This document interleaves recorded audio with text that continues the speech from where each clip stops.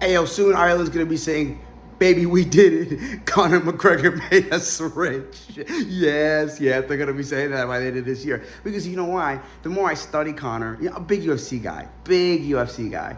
And though I don't watch as much anymore, and I don't compete martial arts, Muay Thai anymore. That's what I was doing, actually, Muay Thai, not the full scope MMA, but I was just doing, Muay Thai. And Conor was a big influence for me as my journey developed. I started that because I was overweight. I was over 200 pounds. If I showed you the stretch marks, you would be like, wow. If I showed you some pictures, you'd be like, whoa. Do you understand what I'm saying? And when this young cat came on the scene, I was like, who is this man? Like, who is this? Break out the red panties. You ring your wife. I said, who's that?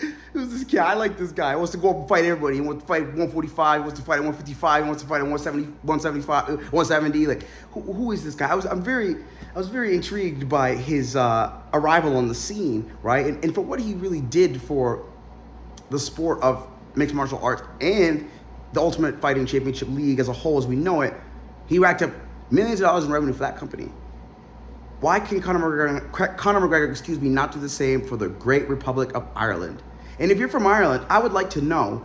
Please like and subscribe, comment, share this. I'd love to get to Conor. I would love to speak with Conor, just like on a human level, because the more I listen to Conor, him and I have a very similar outlook on things, I feel. I was watching the interview that he was doing with Mr. Carlson. Great interview, by the way. I think everybody should tune into that. And,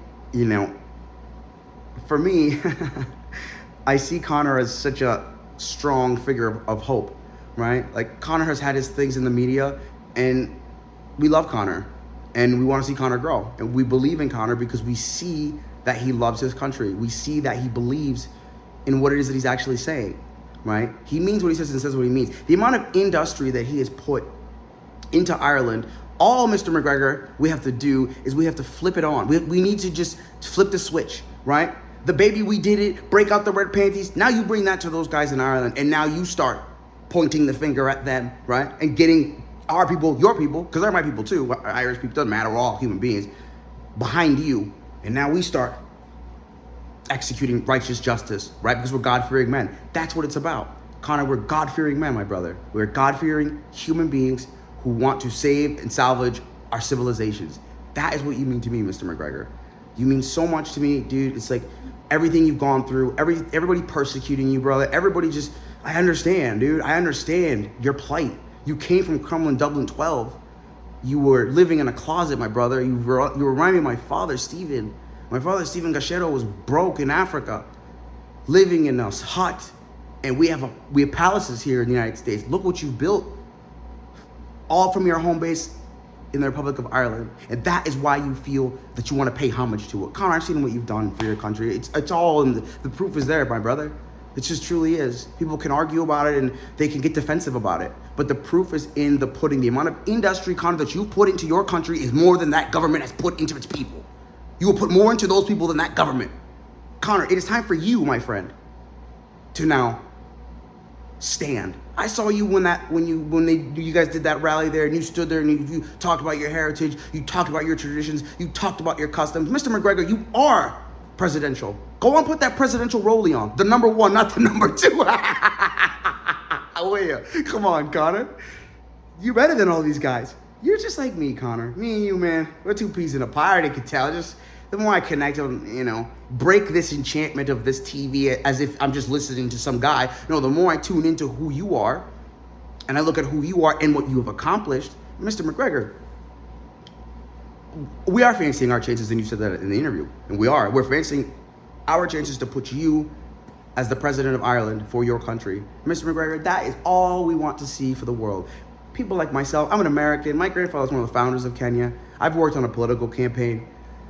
I see the huge potential that you have to be able to bring real industry to that country and start slashing regulation and start making that country strong again. That country that my dad used to go to set up pharmaceuticals, all in your country, by the way. And my father loves your country, and he has good friends there, and you have booming industries there.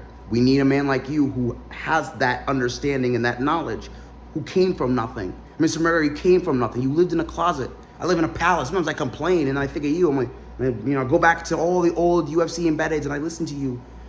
That you're coming back to that, Conor. I see it. I can see you, Conor. And I love you very much. And I'm very happy, Conor. I'm very happy for you, my brother. I'm very, very, very excited because you are tuning into God consciousness. We are tuning in. This is spiritual warfare. Bubba, you said it.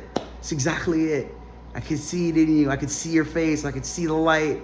I can see what you went through forged you into who you are becoming now. Mr. McGregor, you are a very strong man.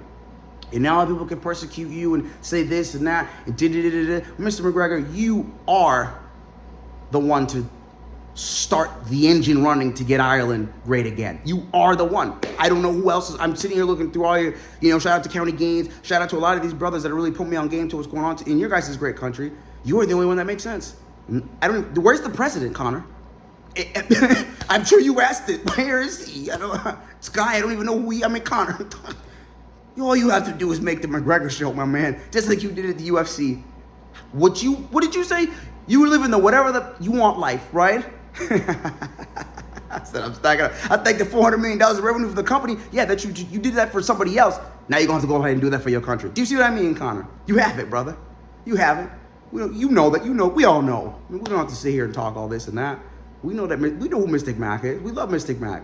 We love Conor McGregor because we believe in what it is that you have in store for your country. We believe in the future of what it is that you desire for the Great Republic of Ireland.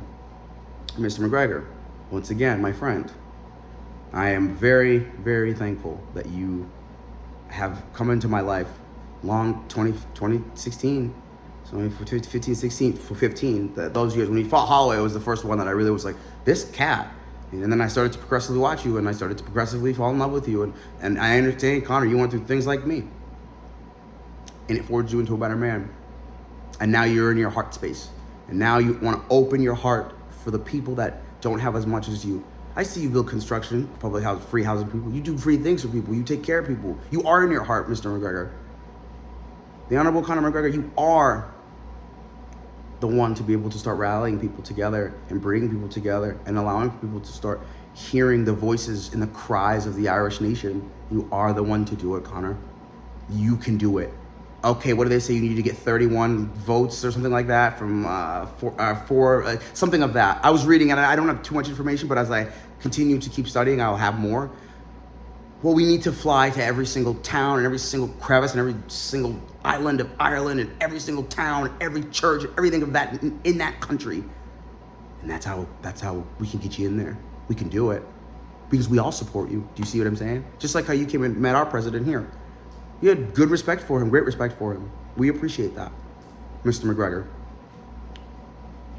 Our time for righteousness is now.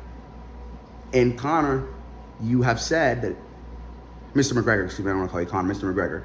You said that the things are unlimited in the interview. Well then, Mr. McGregor, I'll end with this.